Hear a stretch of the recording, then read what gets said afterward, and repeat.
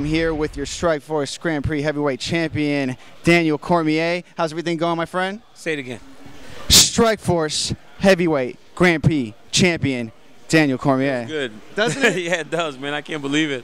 Feels good, man. It feels good to be able to show what I work on a daily basis. You know, I train hard. I'm real committed to this sport and committed to learning it and getting better at it. You know, so it feels good that when I get a chance to put it on exhibit for everyone to see that they appreciate it, you know, and that's why I fight. You know, I understand positioning from the years of wrestling, and just being confident. You know, I go in there with the intention of winning every fight. You know, I never question myself. I never doubt myself, and that's a testament to my team, my coaches, and my partners. You know, just that knowing and having confidence in the work that we put in every day at AKA.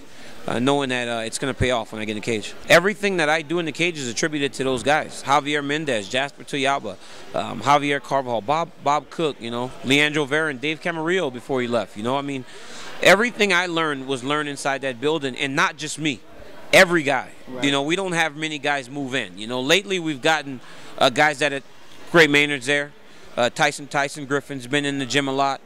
King Mo, guys that had started before, but everyone else was born and bred in that gym, man, and I think that goes to show you what kind of system we have in place. I'm a fighter, man.